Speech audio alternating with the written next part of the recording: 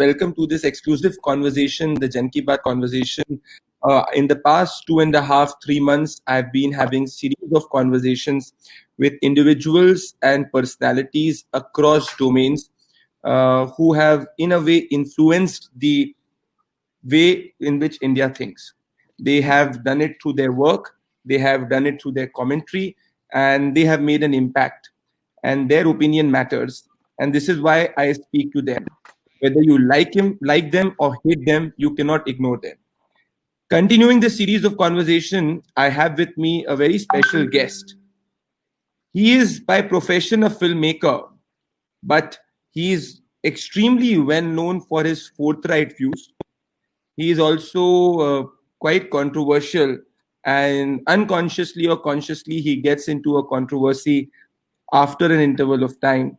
But still, he is known for being very transparent, forthright, and says things in a black and white. Yes, I'm talking about Vivek Agnihotri, the filmmaker Vivek Agnihotri. It's a pleasure to have you, Mr. Vivek Agnihotri. Hope you are keeping safe in COVID time, and you are maintaining everything which is necessary to ensure that you are safe.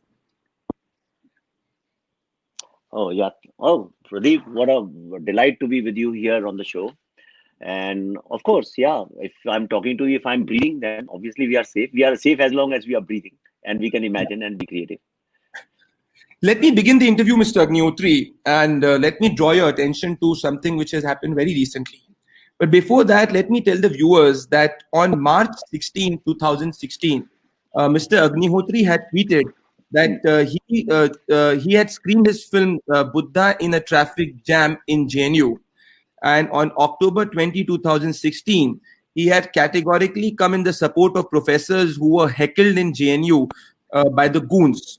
On January 10, 2020, he came out in support of CA, and he quotes and says, "So CA is done. JNU culprits also found. Let's make India innovative."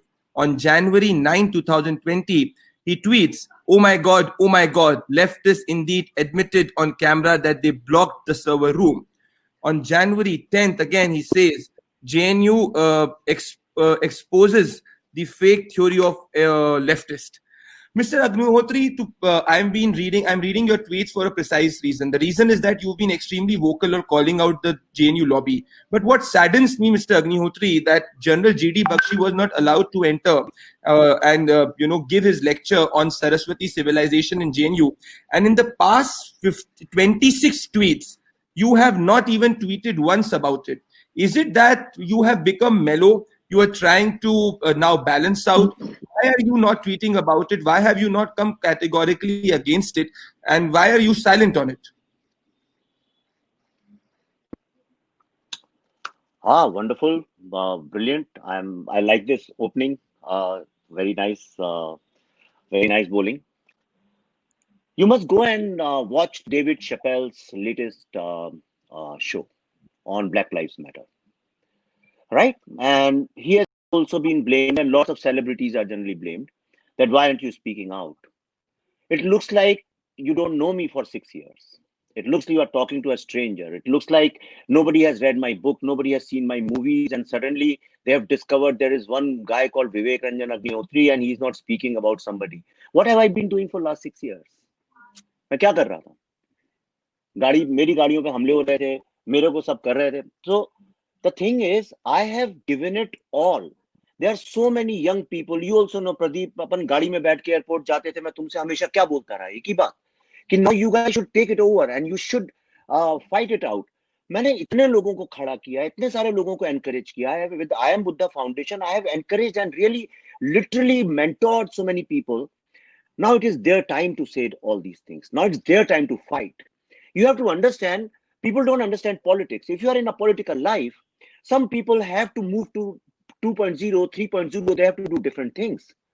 I don't want to be stuck like one person who started his career as a TV debater or as a public speaker, and for next 20 years you see them doing the same thing. I don't want to be Kavita Krishnan. I want to gradually evolve and make sure that the philosophy, the ideology which I believe in and for which I have been fighting for so long, I take it to another level. Right? So that's what I'm trying to do. Now I'm focusing only on creative stuff because I realized that the problem is that today and how it happened. GD Bakshi, I keep talking to him. The other day I was with him. We keep chatting together. So many people I keep chatting with. But now my time is to form strategy, mentor young people, and ensure that they do what Vivek Agnihotri was doing 5 years ago. It is their turn to do that. They don't have to be upset. And if I'm not saying it, does it mean that I like the banning of Mr. Bakshi in JNU? My next book is coming, then everybody will be silent. So we should not get into these kind of things. Today, you cannot expect Mr. Modi to say the same things which he used to say 5 years ago. We are going wrong somewhere in our political strategy. And we expect people to keep doing the same thing again and again and again. And do you know how do you destroy ideologues? How do you destroy thought leaders? By making them repeat the same thing. There have to be why, and I have to have a question to ask. Where are other thought leaders? Why they are not fighting it? So let other people fight it. And I'm mentoring, cultivate a new breed of creative people because I believe in the new world, which definitely is here. Look at how we are talking. Okay. So in the new world, it is very, very important that we have at least 1,000 creative people who make nice posters, who are full of creative ideas. People like you who are going door to door, village to village and covering it in a totally new modern style.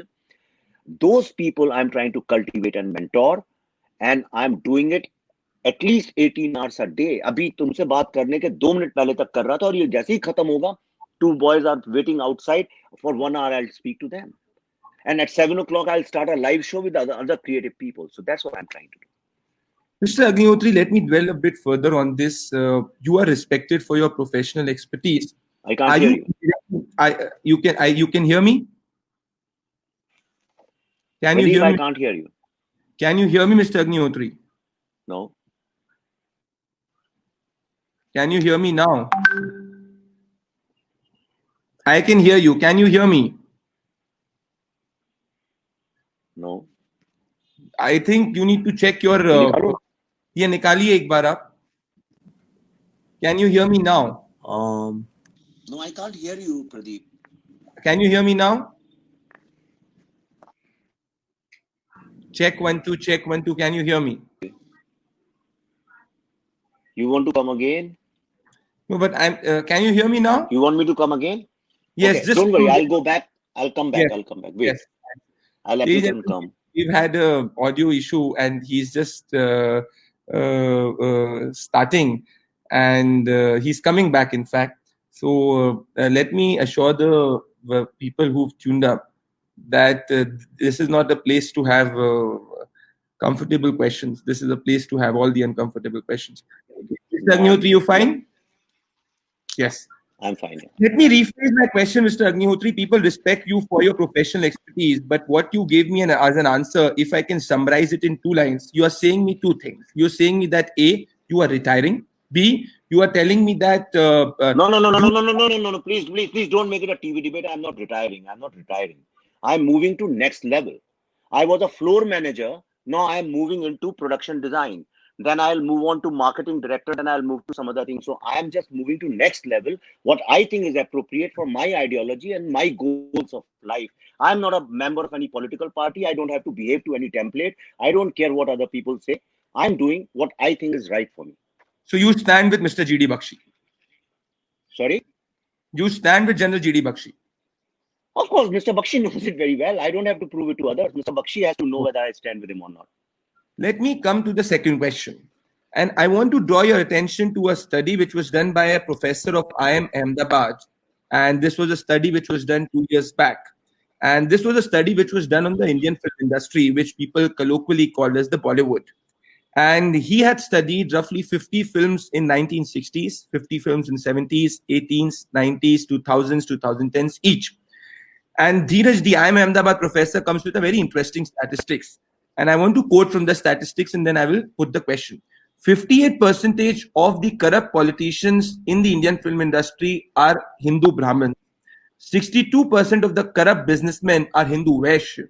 74% Sikhs are depicted as laughable. 84% Muslims are depicted as strongly religious and honest.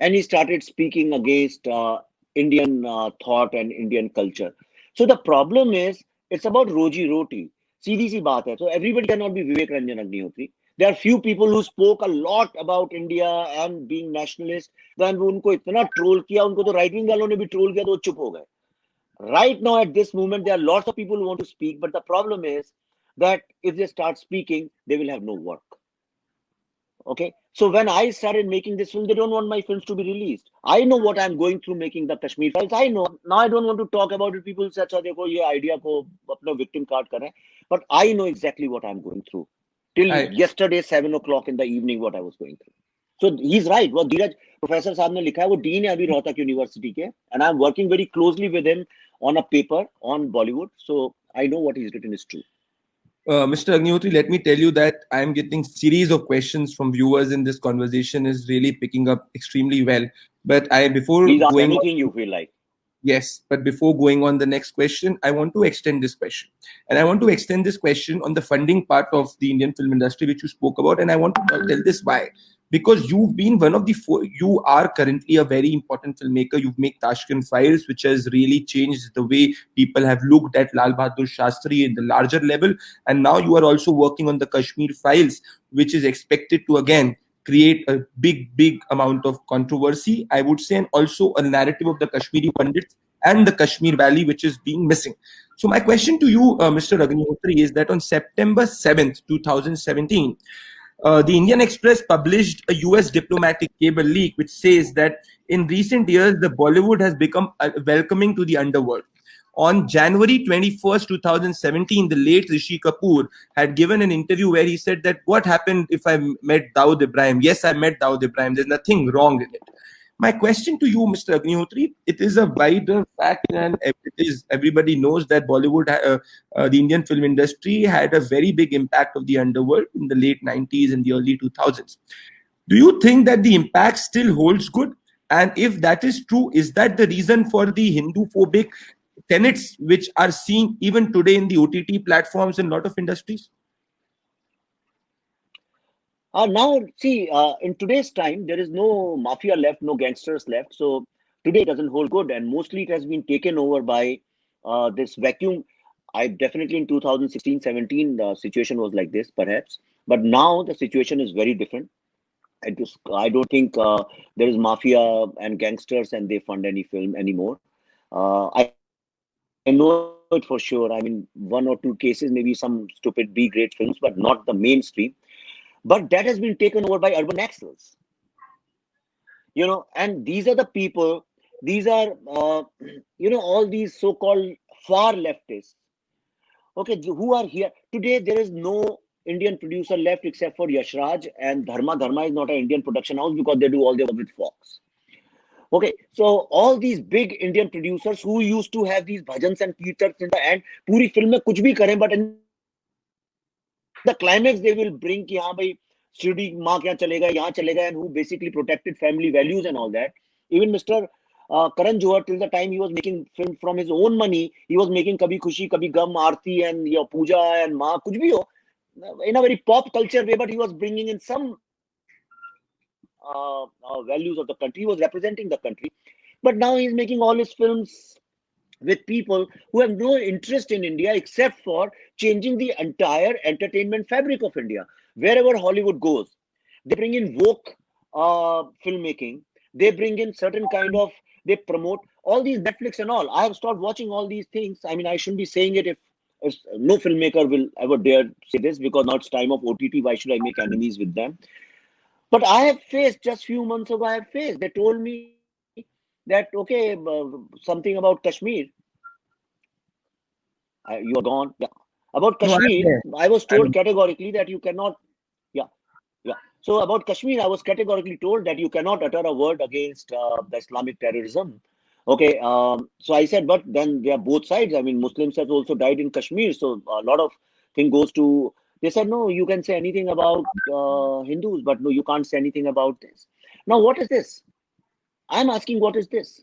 And we go on and subscribing to them, make them biggest OTT platforms, and these OTT platforms are going to destroy movies like Kashmir Files, whoever wants to make it. So people will be forced to make a film on Kashmir where they will glorify terrorists, and they will never ever discuss the problem of Kashmiri Hindus 1990 genocide. The world will never get to know about it. Even a film like Heather, which was set in that period. Can you believe, can you look at the hypocrisy? A film which is set in 1990s, early 90s, doesn't utter a word about this and instead glorifies Kashmiri terrorists. Why? There are 2-3 reasons. Everybody has a fear of losing life or attacks. People don't want to get into that hassle. It is very easy to please by being a hypocrite. Today it takes me 1 minute. अभी मैं आपको एक चीज बोल दूं, आप देखिए एकदम से मेरे को फोन आने लगेंगे और 50 लोग कहेंगे वेद जी अरे आप तो अब आदमी हो गए, आइए अब करिए, राइट? मैं अभी एक कोरोना के वक्त में I am quiet because I don't want to add noise to noise. Already people are around me. आप लोग ने शायद इतना नहीं देखा होगा, पर मेरी इंडस्ट्री में तो सारे लोग वापस चले गए, assistant directors, actors, struggling actors. There is so much of hopelessness. I don't want to add noise to noise. People may misunderstand me. That's another thing. They will understand when the right time comes. So therefore, I am focusing more on creativity, but it does not mean that I am not fighting them on day-to-day basis. Every single day. So many actors, they come, listen to it. They say, okay, after 5 days, they refuse to do it. Can you believe it? Mr. Agnihotri, there is a question which is coming from the viewers on this. Before moving to the next question, let me tell you there are enormous questions on the Kashmiri Pandits and the Kashmir Files, but I want to take it towards the latter part of the interview. I want to continue this, and I want to ask you, there's a very good question from one of the viewers who's asking you, how did the Dawood funding start in Bollywood? Like, how did it start? That is a question, if you can answer that. And then, Mr. Agnihotri, just to stop you there, then the similar question is, and I want you to address this along with the first question, is that urban Naxals means indirectly, again, it's Dawood gang who's supporting urban Naxals. So if the two questions you can answer, this is from an individual called NTO. You have to understand that Bollywood, since it's not an industry and it's a very high risk industry, so money had to come from people. Initially, the money used to come from cloth merchants. Then money started coming from the beneficiaries of partition. Then money started coming from diamond industry. Then money started coming from construction industry. And that is the time the mafia got involved with it. Okay, and these, they had a lot of money, but they didn't know what to do with the money. Absolutely, they didn't know what, when Bombay was run by mafia. So what they started doing was they would call these actresses, give them a vulgar amount of money, and then actresses then stopped going. The best way was to cast them is through some producers. So they will find all these stars and producers, call them, invite them on some pretext or the other. हर किसी को पैसे की जरूरत होती है, कोई घर खरीदता है, कोई कुछ कर रहा है, किसी को घर दे दिया, किसी को कुछ कर दिया. That's how they come in. Then our uneducated stars and directors and producers were so fascinated with Bhai lifestyle of Bhais that they started making films on that. Then Bhais loved it. They said, देख तू कितना भी गाली देने का है दे, लेकिन ultimately अपने को यार जरा हीरो बना. So they started doing all those films. Okay, a lot of, I don't want to take names because I don't know why people did at that time. That's how the whole thing happened. And when they started putting in money, another thing which happened in almost post Shah Rukh Khan, उसके पहले हो गया था मेरे ख्याल से. What they started doing, वो कोई भी फिल्म देखते थे अगर डीवीडी पे हॉलीवुड की या कोई सी, कहते जो अच्छी लग गई रात को दारू पी के, कहते थे ये बनाओ. And then the whole culture of making films based on DVD started. Then directors and producers, the people are by nature corrupt in this country. They are greedy and corrupt, you know. So Bollywood में नहीं, सब जगह है, politics में है, corporate sector में भी है, एयरलाइंस में भी है, होटल इंडस्ट्री में, ऐसी कोई इंडस्ट्री, मीडिया में भी कोई इंडस्ट्री नहीं है दुनिया की जहाँ पे लोग करप्ट नहीं है. हिंदुस्तान में हमारे डीएनए में घुस गया है. बुद्धा इन अ ट्रैफिक जैम में there was a very interesting dialogue I had written and I am very proud of that dialogue which I wrote. Anupam Kher says कि इस देश में वही आदमी करप्ट नहीं है जिसको मौका ही नहीं मिला करप्ट होने का. एंड द ब्रिलियंट लाइन, लोग ताली बजाते थे उसमें, सही बात है वो. सो लोग करप्ट थे तो उन लोगों ने कहा इसका मौके का फायदा उठाओ, और उन लोगों ने खूब भाइयों को वो कर करके खूब फिल्में बनाई, घटिया घटिया बीगरे फिल्में बनाते गए. ऑडियंस डम डाउन होती गई, ऑडियंस को धीरे धीरे थर्ड रेट फिल्में देखने की आदत पड़ गई. और आप बताइए कितना दुर्भाग्य है इस देश का इतना दुर्भाग्य है इस देश का। मैं इसलिए हिंदी में बोल रहा हूँ, जब आत्मा से कोई बात निकलती तो आदमी मातृभाषा में बोलता है। तो जिनको अंग्रेजी नहीं समझ आ जाती माफ करें, ये दिल से निकल रही है मेरी बात। इतना दुर्भाग्य इस देश का कि लोग लिखते हैं कि ये फिल्म देखने के लिए leave your mind at home, दिमाग घर में छोड़ के आइए। बड़े से बड़े क्रिटिक्स जो अपने को वो क्रिटिक्स जो बोलते हैं और ये जो चलाते रहते हैं सब लेफ्टिस्ट लॉबी होते हैं, God this was a Govinda film, I loved it, leave your brain behind. ये कौन सी बात हुई बेवकूफी की? और उसकी नकल करते करते हमारे रियलिटी शोज डम डाउन हो गए, और इसका इम्पैक्ट ये हो गया कि आप जिस लाइन में, हमारा मीडिया डम डाउन हो गया। हमने पूरी कंट्री को इतना डम डाउन कर दिया, हमने म्यूजिक डम डाउन कर दिया। आज की तारीख में कोई ये नहीं बता सकता है कि रविशंकर क्या बजाते थे। हम लोगों को किसी चीज की नॉलेज नहीं रह गई। वी हैव क्रिएटेड अ डम country. We are so dumb now in terms of art, literature, and culture that I said, now rest of my life, all I have, my mind, body, soul, money, whatever I have, I'll just spend all my time and invest in channelizing the creativity of our youth, because they are totally wasted, absolutely wasted. All the new people who come in the film industry, all they want to do is imitate the elders. And what are elders doing? Elders are doing, they are just catering to urban naxals. अभी मैं अगर script लेके जाऊं और कहूं कि नक्सल तो बड़े अच्छे लोग होते हैं, आपको मैं गारंटी करता हूं 2 मिनट में फिल्म बना सकता हूं मैं। आज आपको न्यूटन जैसी फिल्म बनानी है, ग्लोरीफाई करना है नक्सल्स को, 2 मिनट लगेंगे आपको। आपको अगर गाली देनी किसी पंडित को, मैं अभी अगर लिंचिंग के ऊपर विवेक अग्निहोत्री अनाउंस कर दे कि अखलाक की लिंचिंग में फिल्म बना रहा हूँ, हजारों लोग लग जाएंगे, सारे स्टूडियो आ जाएंगे। ताशकंद जैसी फिल्में पड़ी रहती हैं डब्बे में, कोई खरीदता नहीं, खरीदते भी है तो लोग 100 थिएटर में रिलीज करते हैं, जैसे कि क्या बोलते हैं यानी अनाथ बच्चे को जैसे ट्रीट किया जाता है। तो आपको मैं बता रहा हूँ ना, ये why these studios come and they say कि अरे यार कश्मीर, आज हॉलीवुड में when you make a film on holocaust, those people are celebrated like how you can't imagine. They are seen as the heritage of the society, कि ये लोग उस history के पार्ट को ला रहे हैं। क्या हिस्ट्री नहीं है 1990 के कश्मीरी पंडितों की? क्या गुनाह है अगर मैं उस पर फिल्म बना रहा हूं तो? क्या गुनाह है? लेकिन प्रॉब्लम ये है, हमने इतनी डमनेस अपने अराउंड क्रिएट कर दी है। Media won't support me. जो अपने को बड़े नेशनलिस्ट और राइट विंग मीडिया बोलते हैं, कोई मुझे इंटरव्यू के लिए नहीं बुलाएगा। जो पॉलिटिशियंस अपने को जो वोट बटोरते हैं नेशनलिज्म के नाम पे, एक आदमी सपोर्ट नहीं करेगा। You know where the support is going to come from? जिन लोगों के घर चले गए थे, जिनकी बात किसी ने सुनी नहीं, जिनके बारे में कोई जानता नहीं है, जिसके बारे में मीडिया फेल टू रिपोर्ट। तो मैं इसलिए बोल रहा हूं ये बात आपसे कि हमने एक ऐसी आडंबर की, ऐसी बेवकूफी की दुनिया क्रिएट कर दी है डम लोगों की, कि बात तो सब नेशनलिज्म की और राइट विंग की और हिंदूज की करते हैं, एक आदमी प्रमोट नहीं करता अच्छे आदमी को। जो लोग असली में जो संस्कृत में रिसर्च करते हैं, जो लोग वाकई में वेदों का ज्ञान रखते हैं, जो लोग वाकई में इंडियन क्लासिकल म्यूजिक का काम करते हैं, उनको कोई सपोर्ट नहीं करता। और खरीदते किसकी चीजें? जो लोग मौला, रब्बा और खुदा और ये सब चीजें करते हैं, बेसुरे सिंगर। दुनिया के जो सबसे बेसुरे सिंगर हैं, वही पिछले 5 साल के सबसे ज्यादा पॉपुलर सिंगर्स हैं, जिनको सारे गामा पादानी सा गाना नहीं आता। जिन लोगों को फिल्म मेकिंग का एबीसीडी नहीं आता है, वो सबसे अरबपति करोड़पति लोग हैं।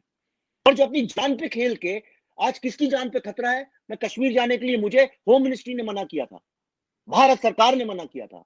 भारत सरकार एक फिल्म मेकर की जान की रक्षा नहीं कर सकती है, जबकि पूरा यूनियन टेरिटरी आपके हाथ में पूरा का पूरा। तो आप हर समय उन लोगों को, अर्बन नक्सल्स को क्यों ब्लेम करते हैं? आपने क्या किया है? ये भी तो सवाल उठना चाहिए। ये कभी कोई नहीं पूछता है। ये सवाल क्यों नहीं उठता है? आप क्यों नहीं करते हैं? क्यों विवेक अग्निहोत्री की फिल्म 100 रिलीज, आपको इतना शास्त्री जी से प्यार आ गया अचानक क्योंकि मैंने फिल्म बना दी, तो आपने क्या किया उसके लिए? सवाल ये भी उठने चाहिए प्रदीप। हर चीज चाणक्य नहीं, मैं लास्ट में फिनिश कर रहा हूं। नहीं, मैं आपको एक कंक्लूड कर देता हूं इस थॉट को। Let me conclude. चाणक्य ने कहा था, every morality of this world is a function, all moral systems are functions of economic system. आप इकोनॉमिक्स बदलेंगे नहीं। आप क्यों नहीं करते हैं फंड उन लोगों को जो बातें करते हैं इतनी दुनिया भर की? आपको पताल लोग से प्रॉब्लम है, और जब अच्छी चीजें कोई बनाता है तो आप तो देखते नहीं हो उसको।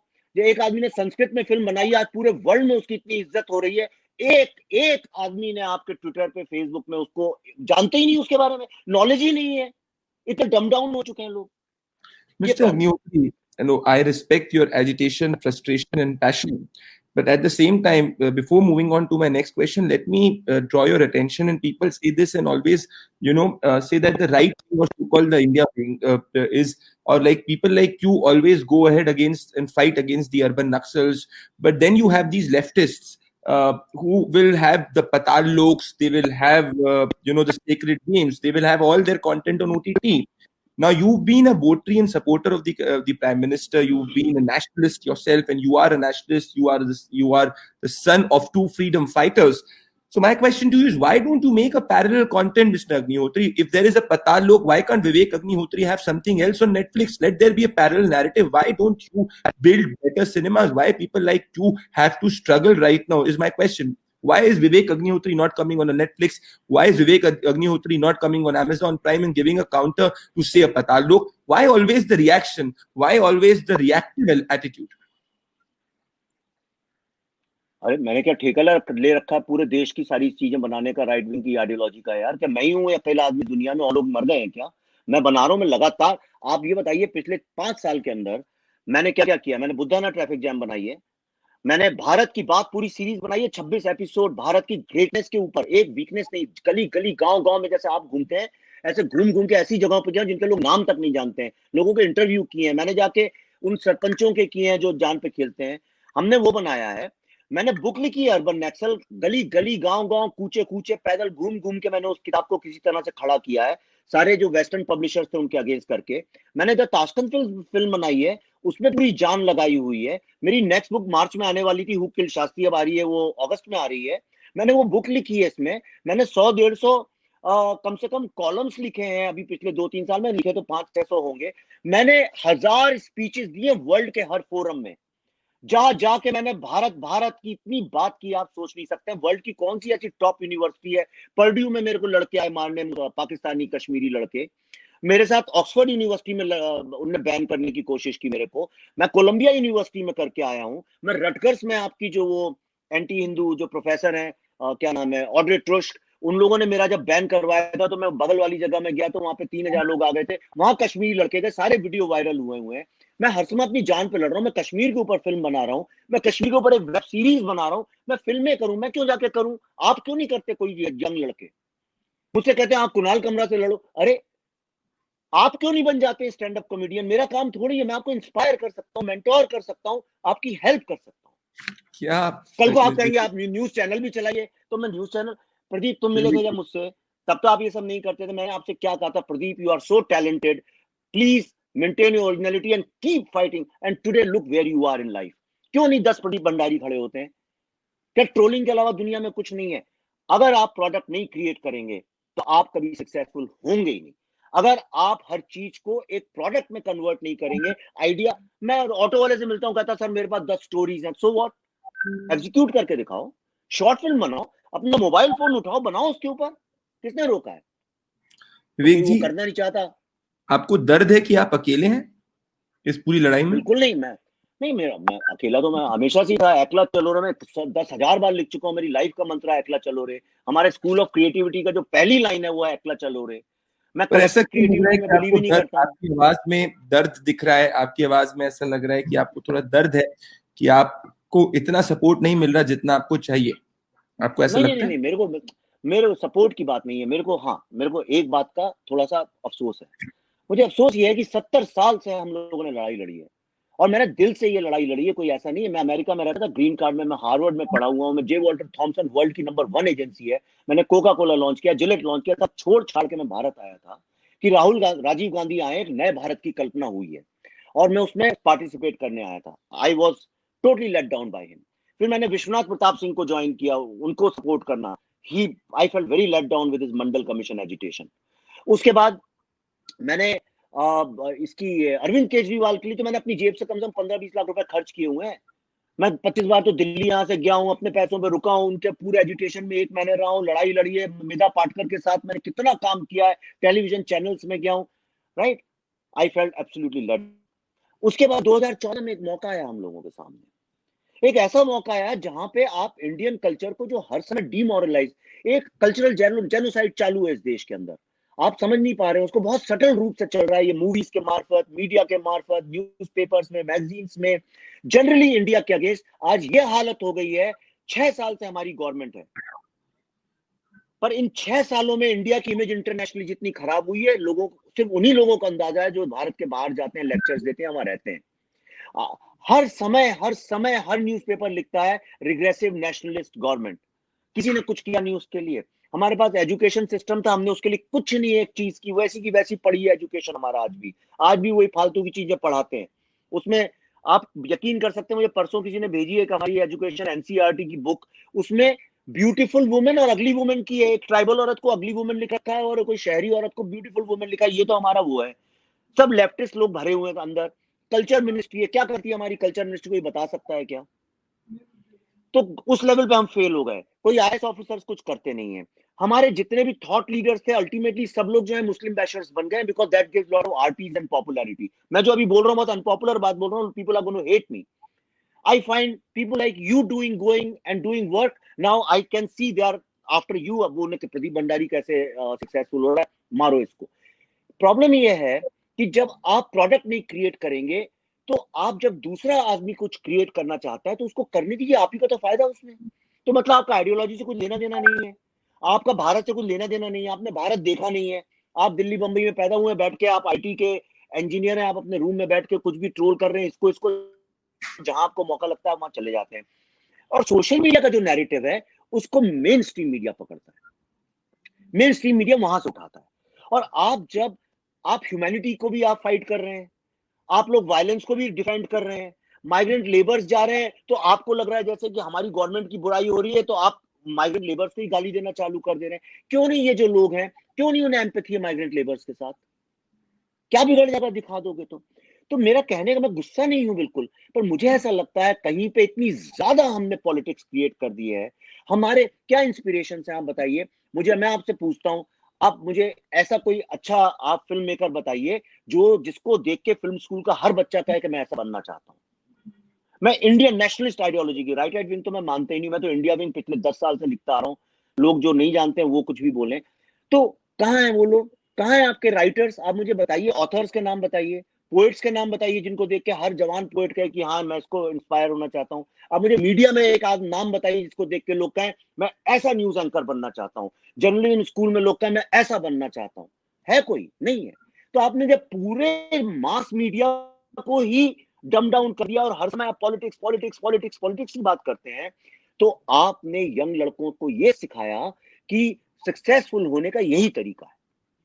वो जो 15 16 17 साल का लड़का, उसको लगता है हाँ इनको गाली दे, उसको कुछ पता भी नहीं है, वो वेद की एक लाइन नहीं पढ़ी, उसको 4 वेद के नाम तक नहीं पता है, लेकिन वो मंदिरों की फोटो डाल डाल के सोच रहा है कि वो बहुत बड़ा हिंदू बन गया है। और उल्टा क्या कर रहा है, उसको धीरे धीरे वो वही कर रहा है जिनसे लड़ाई लड़ रहा है। फॉर एग्जाम्पल मैं एक बहुत इंपॉर्टेंट बात बताता हूँ प्रदीप, मैंने कभी नहीं बोली लेकिन मैं दिल से तुम्हारे हाथ, तुमने प्रॉमिस किया था दिल से जवाब दूंगा, तो मैं दिल से दूंगा। ये पूरी की पूरी जो इंडिया विंग जिसको मैं बोलता हूँ, जिसको कोई हिंदू विंग बोलता है, जिसको कोई राइट विंग बोलता है, कि कोई बीजेपी विंग बोलता है, कोई आरएसएस विंग बोलता है, अल्टीमेटली सब लोग एक ही रास्ते के हैं। इनकी सबसे बड़ी लड़ाई क्या है? एक तरफ तो अब्राहमिक रिलीजन के अगेंस्ट लड़ना चाहते हैं, one book one God, taboo वाले उनको रिग्रेसिव बोलते हैं, बुरके के अगेंस्ट बात करते हैं, ट्रिपल तलाक के अगेंस्ट बात करते हैं। और अगर कोई हिंदुस्तानी लड़की अगर समझिए शॉर्ट स्कर्ट पहनती है तो उसको ट्रोल करने लगते हैं। अगर मैं अभी मैं सेक्स के बारे में बोलना चालू करूं, अगर मैं इरोटिक सब्जेक्ट्स के बारे में बात करूं, सब लोग कहेंगे ये तो साले लिबरल हो गए हैं, ये तो लेफ्टिस्ट हो गए, ये हो गए वो हो गए। Isn't it? The thing is, look at the, मेरा पूरा फोकस, मेरी आप हजारों स्पीच सुन लीजिए, is always on the strengths of India. आप जब तक अपनी स्ट्रेंथ को दुनिया के सामने नहीं रखेंगे, unless and until you fill the entire universe with the greatness of India, you will never win this war of narratives. And for that you need a lot of creative people जो कि वो करें जो किसी ने पहले नहीं किया, ओरिजिनल चीजें करें। ऐसे लोग हैं, ऐसा नहीं है, पर वो बहुत कम है। आज क्यों नहीं हमारे पास वायर और प्रिंट और क्विंट और ऐसे करके 10 क्यों नहीं है हमारे पास? एक ऑफ इंडिया कितनी लड़ाई लड़ सकता है, एक स्वराज्य कितनी लड़ाई लड़ सकता है, एक प्रदीप भंडारी कितनी लड़ाई लड़ सकता है, एक विवेक अग्निहोत्री, बॉलीवुड में क्यों नहीं 4 6 ऐसे और लोग खड़े होते हैं? और ऐसा नहीं है, मैं सबको जानता हूं, सब है, इसलिए क्योंकि रोजी रोटी का सवाल है। तो या तो उनको कहीं से सपोर्ट मिले, जिस इकोसिस्टम की बात करते हैं, कोई सपोर्ट करे, कुछ करे। आज आप कब तक चलाएंगे ये फ्री में? ये सारा का सारा प्रॉब्लम है। मैं गुस्सा नहीं हूं, मेरे को किसी के सपोर्ट की बात नहीं है, क्योंकि मैं ऐसी तो कोई काम कर नहीं रहा हूं जो कि इंडिया के अगेंस्ट है, जो मुझे सपोर्ट ना करे। जो इंडिया से प्यार करता है, जो हिंदू सिविलाइजेशन से प्यार करता है, वो मेरी बात सीधे सीधे समझेगा। जो नहीं समझता है, जो ऐसे ही बस सुपरफिशियल लेवल पे है, उसके बारे में काहे को बॉदर करना? Mr. Agnihotri, I think the good part is that you are speaking on all issues and all issues which people want you to speak on. And before moving on the next question, I want to ask you on Kashmir files.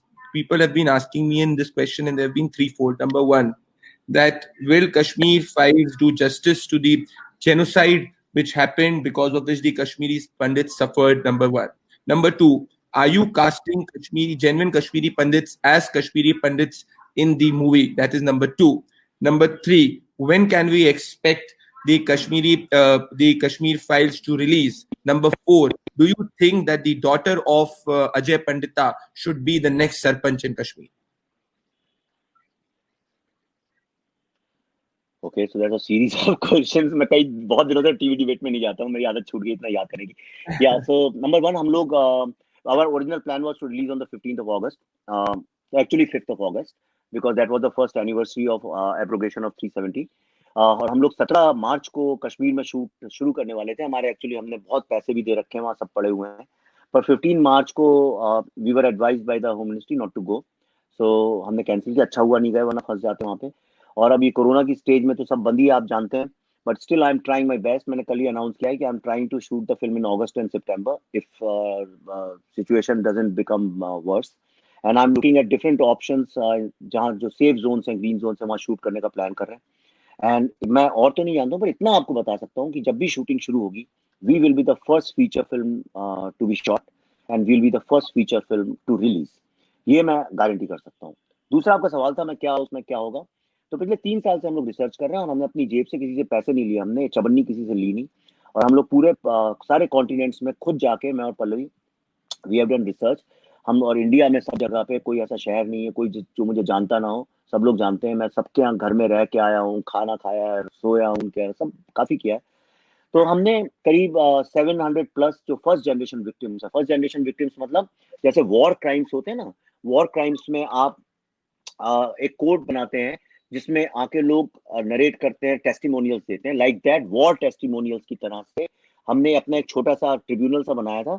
And we said कि like war crimes we'll do long uninterrupted war testimonials. So we have got more than 700 testimonials, including people जिनके यहाँ, बोलना नहीं चाहिए, अच्छा नहीं लगता है, लेकिन जिनकी माओ को 100 मशीन में काट दिया गया, या जिनके 4 टुकड़े कर दिए गए, जिनके बच्चों को भून दिया गया, 3 साल के बच्चे को काट दिया गया. और आपने बड़े किस्से सुने होंगे. तो इस तरह के जिनके पिताजी को 50 गोली मार दी गई और बॉडी ही नहीं थी, इस तरह के सब लोगों का we have got testimonial. The Kashmir files is based on those testimonials. So this is exactly. और मेरे को लगता नहीं है कि वर्ल्ड में इतनी ज्यादा ऑनेस्ट फिल्म किसी और ने पहले बनाई होगी. और इसमें कोई मैं ऐसा भी नहीं है कि मैं किसी पॉलिटिकल पार्टी से मेरा कुछ लेना देना है. This is just a human story of a tragedy which happened.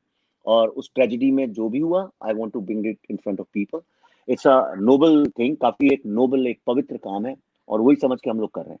फिर आपने मुझसे पूछा about actors. Yes, so far when we were going to shoot on 17 March, so we cast all the Kashmiri Pandit people. And not only that, I have also, मेरे जितने भी assistant directors हैं वो भी मैंने सारे के सारे कश्मीरी रखे हुए हैं.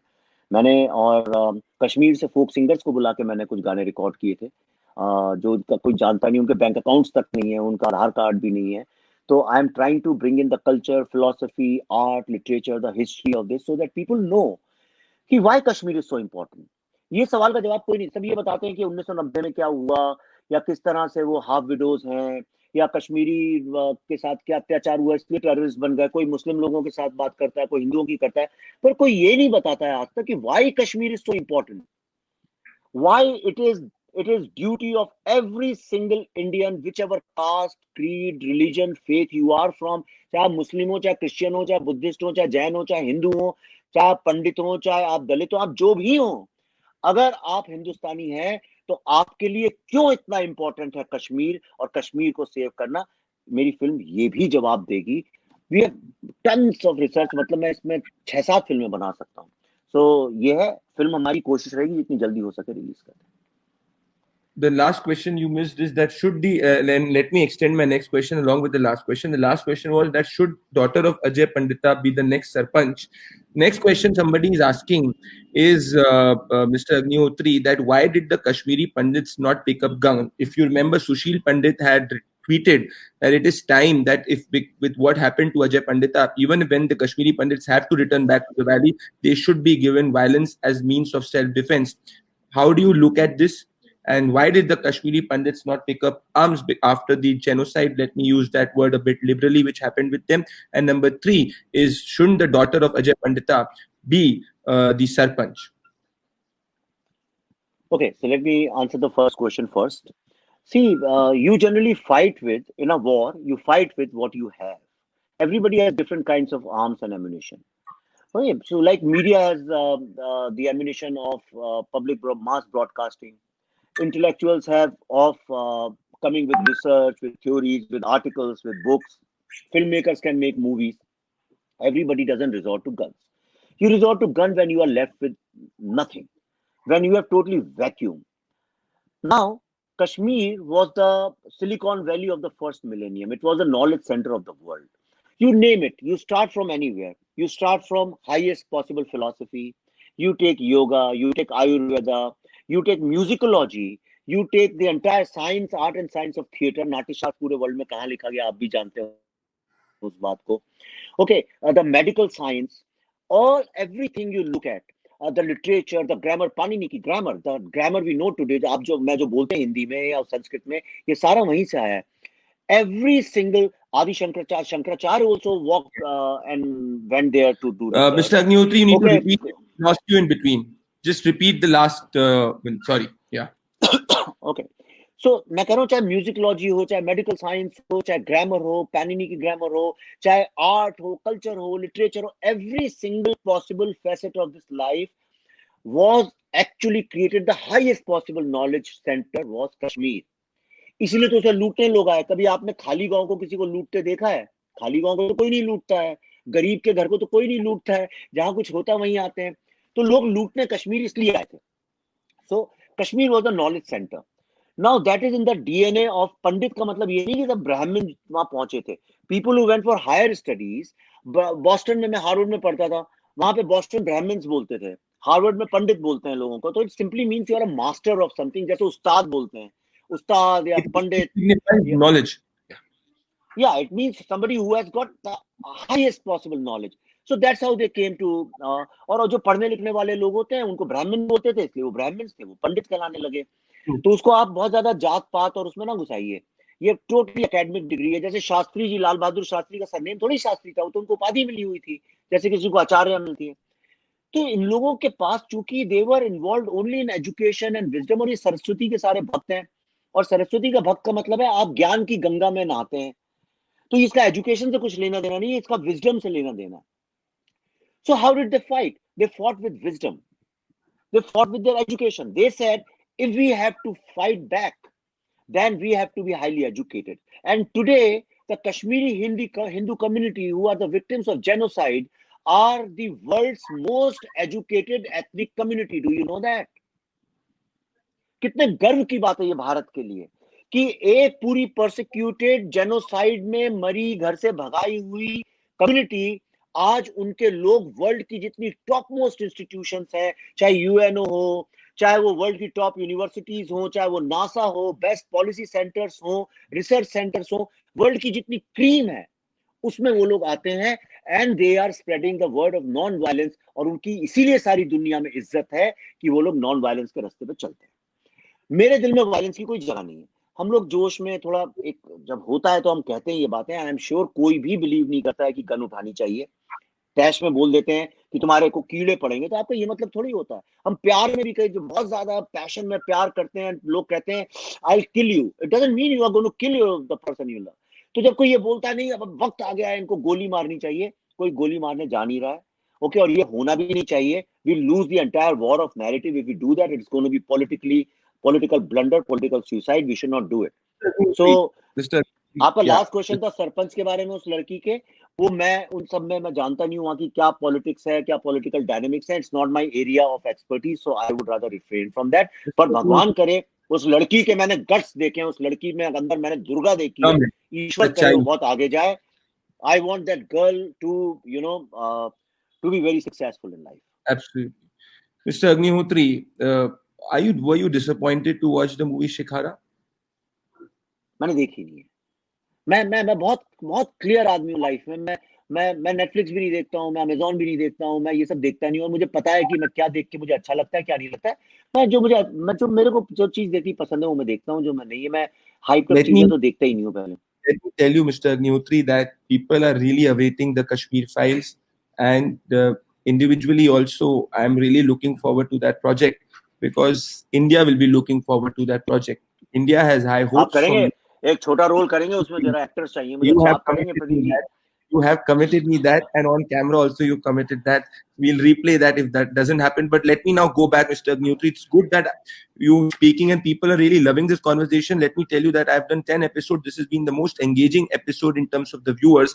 On May 7, 2016, Mr. Agnihotri, you had gone to Jadavpur and you said ये आजादी आएगी कैसे तुम्हें नहीं पता, तुम भी भारत को प्यार करते हो, मैं भी भारत को प्यार करता हूँ, जेएनयू से मैंने जंग शुरू करी थी, जादवपुर पे खत्म कर रहा हूँ. December 18, 2019, if you remember, I'm very good on my facts. You had tweeted that ISI and ISPR agents had put a tweet, and the similar tweet was, on the timeline of a Bollywood colleague called Farhan Akhtar. My question to you is on December 17, 2019, you and Anurag Kashyap had a spat. And Anurag Kashyap tweeted that, Sir Vivek Agnihotri, ye dekho aap. Then you said, Bhai Anurag, मैं कुछ नहीं बोलूंगा, फिर तुम वापस से भाग जाओगे. On 17 December 2019, Swara Bhaskar and you tweeted to Swara Bhaskar that Swara Bhaskar, when you tweeted this, and I quote, when your hands are red with blood of innocent, you can't provoke and divide people. Such hypocrisy not acceptable. My question to you, Mr. Agnihotri, that very cat, you have coined this term urban Naxals. Nation and people of India, the voice of people and the voice of India wants to know that A, are Swara Bhaskar, Farhan Akhtar, and Anurag Kashyap having urban Naxal traits in your eyes? And part B, how did you coin the term urban Naxal, and who will you categorize as an urban Naxal? Okay, number one, मैं आपको एक पहले तो मैं I want to make it very very clear, all these people who have been running this campaign Me Too Urban Access, not even once I have anywhere said that anybody who's against the government is urban Naxal. It's their own narrative. I have nothing to do with that. I have a book which is published. What can be a better source of information than that? I have a film which I have made on that subject. I have hundreds and hundreds of speeches, और मैं सब जगह एक ही बात बोलता हूँ. मैंने कुछ दिन पहले सुब्रमण्यम स्वामी के शो में भी यही बोला था. सेम थिंग मैं फिर से आपको बता देता हूँ. अर्बन नक्सल्स, आप गवर्नमेंट को क्रिटिसाइज करिए. मैंने नहीं कहा अभी बोला आपके सामने कि एजुकेशन डिपार्टमेंट और कल्चर डिपार्टमेंट की मैंने आपसे बात करी, तो इसका मतलब क्या मैं अर्बन नक्सल हूँ? Urban Naxals are those people who provide ideological, infrastructural, and logistical support to the enemies of India who live inside India but are funded by red terror money and Islamic terror money. These are the urban nexus. अब इसको मैं कितनी बार, आप उसको 100 बार चलाइए, अगर news channel में होता तो चलाते रहते. जिसको मानना है माने नहीं. This is what I been saying from day one, and this I say on based on research. मैंने एक एक पैसे का हिसाब दिया इनका, ये कहां से आता है. 1,000 रुपए तक मैंने दिया. 500 रुपए कहां से कमाते हैं ये लोग, 250 रुपए कहां से आते हैं, कहां से ये लोग सैटेलाइट फोन लाते हैं. मैंने सब चीजों का ब्यौरा सब कुछ दिया हुआ है. It's a scientific book. कोई भी बुक इतनी बड़ी बेस्ट सेलर नहीं बनती है. मैं आपको एक और अच्छी इंफॉर्मेशन बताता हूँ. लॉकडाउन में the largest selling book has been urban Naxals. Lockdown में पॉलिटिकल बुक्स नहीं बिकती हैं, जनरली पोइट्री लिटरेचर बिकता है. Okay, Buddha in a traffic jam suddenly has found a lease of life and it suddenly became. मैंने तो नहीं प्रमोट की. तो लोगों को कहीं समझ में आती है बातें. It's a well research book. जिसको ये जानना है वो जाए. मैंने आपको बताया this is what urban Naxals are. As far as Farhan Akhtar and Anurag Kashyap are concerned, I won't react on that because अभी मैं जिस पाथ में हूँ लाइफ में, इंडिविजुअल्स के बारे में बात नहीं करना चाहता हूँ. मैं आइडियोलॉजी और आइडियाज के बारे में बात करना चाहता हूँ. आइडिया में मैं आपसे खुल के बोल ही रहा था. मैं फरहान अख्तर के अगेंस्ट मैंने पहली बार लाइफ में तब बोला था जब वो शाहीन बाग के सपोर्ट में खड़े हुए थे और सीए के अगेंस्ट खड़े हुए थे. इसलिए मैंने देखा कि उनको एक वो रैली में गए थे और उनसे किसी ने पूछा कि आप यहाँ क्यों आए, तो उन्होंने बोला मजमा लगा था तो मैं भी चला आया. तो आप तमाशबीन है तो आपको फिर तमाशे के बारे में बोलना नहीं चाहिए क्योंकि आप उसके पार्टिसिपेट नहीं कर रहे. As far as Swara Bhaskar is concerned, Swara Bhaskar on one hand talks about freedom of speech and all the liberal ideas. Do you know how many legal notices Swara Bhaskar has sent me? On every tweet of mine, she sends me a legal notice. Every मैं थोड़ा exaggerate कर दिया, अतिशयोक्ति कर दी है, पर I hope इस दुनिया में थोड़ी सी क्रिएटिविटी बची है कि लोग शब्दों के एक एक शब्द ना पकड़ के, नहीं तो अगला लीगल नोटिस भेज देंगे कि इनने एवरी ट्वीट किया, मैंने एवरी में नहीं किया, मैंने 1000 में सिर्फ 999 में किया था, इन्हें एवरी वर्ड का क्यों इस्तेमाल किया। Second thing is Swara provokes people and deliberately she spreads lot of negativity amongst people. इस फिल्म इंडस्ट्री में आप देखिए ये जो तबाही मची हुई है इधर उधर इधर, मैं आपको एक एग्जांपल बताता हूँ। जब कठुआ केस हुआ था तो आपने कई एक्टर्स को देखा था कि वो लोग प्लेकार्ड लेके खड़ी थी ये एक्ट्रेसेस। अजय पंडिता पे प्लैक कार्ड नहीं दिखे मुझे। जी अजय पंडिता की को जब मारा गया तो मुझे एक प्लैक कार्ड नहीं दिखा। हाँ वो ठीक है, दैट्स तो मैं उतना एक्सेप्ट करने को तैयार हूँ, वो पॉलिटिकल है, ठीक है, आप अपनी पॉलिटिक्स की बात करिए, हम अपनी की करें, सीधी सी बात है। अभी वहां पे केरला में एलिफेंट को मार दिया तो सारे राइट विंग के लोग गाली देने लगे, लेकिन अभी 4 दिन पहले एक गाय को किसी पंडित लोगों ने मार दिया तो उसके बारे में सब चुप हो गए। वो सिलेक्टिविटी मैं आपको देता हूँ, चलिए उसमें कोई मुझे सिलेक्टिविटी से प्रॉब्लम नहीं है। मैं थोड़ी बीजेपी को ब्लेम करूंगा कि आप कांग्रेस की तारीफ क्यों नहीं करते जब अच्छा काम करते हो, मैं कांग्रेस को ब्लेम करूंगा कि आप अगर पॉलिटिक्स में तो आप पॉलिटिक्स में हैं, उसमें कोई फिर खुल के करो ना। मैं तो खुल के, मैं तो सामने, हाँ I have an agenda, I am immoral, I am unethical, अब आप मुझसे बात करिए। मैं मोदी को सपोर्ट करता हूं तो मैं ऑफिशियली करता हूं, खुल के करता हूं, पीठ पीछे से नहीं करता हूं। मैं बाकी स्वरा और फरहान साहब और अनुराग कश्यप की तरह से नहीं करता हूं, ये सब लेफ्टिस्ट लोग हैं और मुझे पता है ये किसको सपोर्ट करते हैं, कहां से इनका सब कुछ चलता है, मैं अच्छे से जानता हूं, तो करने दीजिए। लेकिन मेरे को स्वरा भास्कर के साथ ये प्रॉब्लम है, प्लीज आप फ्रीडम स्पीच की बात मत करिए। आप फैज अहमद फैज को मत अप्रोप्रिएट करिए अगर आप फैमस फैज साहब के उसूलों के ही खिलाफ हैं। फैज साहब थोड़ी अगेंस्ट है फ्रीडम ऑफ स्पीच के। आप जो भी आदमी करता है उसको लीगल नोटिस भेजती हैं, और वो भी दिल्ली के सबसे बड़े लॉयर के यहाँ से। इतना पैसा आप खर्च करती हैं इन सब चीजों में, आप ट्विटर पे क्यों नहीं बात कर सकती हैं? Twitter is a public forum, आपने कुछ लिखा, मैंने कुछ लिखा, जवाब दीजिए। आप जवाब देती नहीं है, बैड ब्लड करती हैं। मेरे साथ कोई काम कर रहा था जो कि उनके बाद अच्छा दोस्त है, उसका कुछ काम आम नहीं था, उसके बाद मैंने 2 फिल्मों में म्यूजिक करने के लिए दिया। अभी तीसरी फिल्म में बिकॉज शाहीन बाग हुआ और उन लोगों ने उसको ऑप्शन दिया कि दिस और that, choose between Vivek and this, the guy left my film Kashmir files and he left and went. तो मेरे लिए बहुत अच्छा हो गया, मेरे लिए अच्छा हो गया कि अब मैं अपनी फिल्म में म्यूजिक उससे करा रहा हूं जो इटालियन बंदा है, जो ऑस्कर विनिंग बंदा है, जिसने होटल रुआंडा और परस्यूट ऑफ हैप्पीनेस जैसी फिल्मों में म्यूजिक किया है। क्योंकि ही got to know about me from somewhere, he said he wants to do music of a genocide film, he's so committed against Holocaust. Then there's a Jew guy in US. He said कि okay, I'll do something for you. He's composing something for me. तो मैं आपसे ये कह रहा हूँ कि ये जो लोग हैं ये सब हिपोक्रेट्स हैं। इनकी आइडियोलॉजी जो है कुछ भी नहीं है। ये लोग जो है इनको लगता है ग्लैमर, बिकॉज उन्हीं की माँ ने तो मेरी फिल्म रोकी थी जेएनयू में। ओके सो ऐसा है। मिस्टर और अग्निहोत्री, मैं उनके बारे में इसलिए बोल रहा हूँ क्योंकि वो खुल के मेरे साथ पॉलिटिक्स की लड़ाई लड़ती है, मैं पॉलिटिकल जवाब दे रहा हूँ, because she has a politics against me, so I have a politics against her. मैं फरहान के बारे में इसलिए नहीं बोल रहा हूँ क्योंकि Farhan Farhan is a talented, very talented director, is a nice guy. ठीक है, एक वक्त में कुछ बात हुई थी छोटी मोटी, तो उसको लेके अपनी बात हो गई थी। अनुराग कश्यप को उनका ईश्वर मालिक है, उनको जो करना करें, रात के 2 बजे वो एकदम जवान हो जाते हैं, ईश्वर उनका भला करे, जय शिव शिव शिव, मैं उनके बारे में बात नहीं करूंगा। अग्निहोत्री जी, देश के अंदर दो चीजें हैं। पहली चीज ये है कि हिंदुस्तान की हमारी कॉन्स्टिट्यूशन में लिखा है India that is Bharat. Supreme court के अंदर एक प्ली थी जिसमें कहा था कि India should be renamed as Bharat. इस पे आपकी प्रतिक्रिया क्या है? और दूसरी चीज, एक भय है, एक संशय है कि शाहीन बाग 2.0 हो सकता है। अगर आप मुझसे पूछेंगे, इसमें कोई राइट लेफ्ट की बात नहीं। मेरे हिसाब से इस देश के लिए सबसे बड़ा अगर कोई छलावा था तो वो शाहीन बाग का जो पूरा धरना था वो सबसे बड़ा छलावा था। और फैक्ट्स भी ये बताते हैं 6 महीने के अंदर एक भी व्यक्ति की सिटीजनशिप नहीं गई। इन दोनों चीजों पे आप कैसे देखते हैं अग्निहोत्री जी? ओके सो पहली बात तो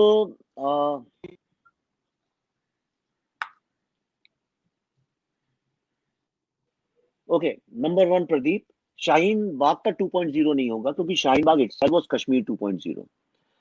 शाहीन बाग जो था एक मिनी कश्मीर 2.0 था। मैं अकेला इतना ज्यादा मैंने लड़ाई लड़ी है शाहीन बाग को लेके कि I have lost lots and lots of stuff. I mean मेरा सारा अमेरिका में स्पीचेस, इसीलिए मेरे को सारा विद्रोह उसी को लेके हुआ था। तो आज भारत में कम से कम 500 मिनी शाहीन बाग बैठे हुए हैं, दे आर वेटिंग। वो तो फंस गए, ये कोरोना के चक्कर में इनका रुक गया, they are just waiting for some days. मैं पहले से, और ये आप अच्छा मेरे सारे पुराने ट्वीट जाके देखिए, मैं तो पिछले 3 साल से कर रहा हूँ 2020 में सिविल वॉर क्रिएट करने की पूरा का पूरा इनका प्लान है। It's in writing, home ministry जानती है, भारत के एनएसए जानते हैं, सब लोग जानते हैं इस बात को। मैं वही बात बोल रहा था तो सब कहते थे अरे ये तो हाइप क्रिएट कर रहे हैं, हाइप क्रिएट कर रहे हैं विवेक अग्निहोत्री। मेरे को क्या फायदा हाइप क्रिएट करने का? क्या मैं सिविल वॉर चाहता हूँ? और क्या मैं बेवकूफ लगना चाहता हूँ? मैं एक बात आज बोलूँ, ये हो रहा है 2020 में और नहीं हुआ तो लोग कहेंगे आप बकवास कर रहे थे। हुआ कि नहीं हुआ? अल्टीमेटली हुआ, और सब जगह जगह होने लगा था। बॉम्बे में हो गया, कितने शहरों में बैठ गए थे ये लोग। 500 mini Kashmir are waiting. India में जैसे ही चीजें ठीक होंगी, आप मुझसे लिख के ले लीजिए, जो आज अमेरिका में हो रहा है ये इंडिया में भी होने के पूरे मंसूबे हैं, ये पूरा प्लान है। इसीलिए जो अर्बन नक्सल लोग हैं ये पूरा का पूरा राइटिंग को जस्टिफाई करने में लगे। अमेरिका में जो राइटिंग चल रही, they are trying to justify for the simple reason, okay, now Indian government has to be extremely careful, and that is not the only thing. Second thing, what they have started is they have started sending police to the homes of people like me to shut them up. इसके बारे में खुल के बात करूंगा। मैंने एक प्रण लिया है, मैं सरस्वती घर को में नहीं, मानता मैं हूँ कि आपको इस पे रोकना चाहता हूँ। मैं आपको, I will not let you go with. क्या आपके घर में महाराष्ट्र की पुलिस आई थी? क्या चीफ मिनिस्टर उद्धव ठाकरे ने आपके घर पे पुलिस भेजी थी कि विवेक अग्निहोत्री चुप हो जाओ, सरकार के खिलाफ, महाराष्ट्र की सरकार के खिलाफ मत बोलो? क्योंकि जब महाराष्ट्र के कोरोना कैंडलिंग के ऊपर कई बॉलीवुड सेलिब्रिटीज ट्वीट कर रहे थे, जो एक पीआर कैंपेन जैसा दिख रहा था, विवेक रंजन अग्निहोत्री के खिलाफ बोल रहा था। क्या विवेक रंजन अग्निहोत्री की आवाज दबाने की कोशिश उद्धव ठाकरे ने की, हाँ या ना? मैं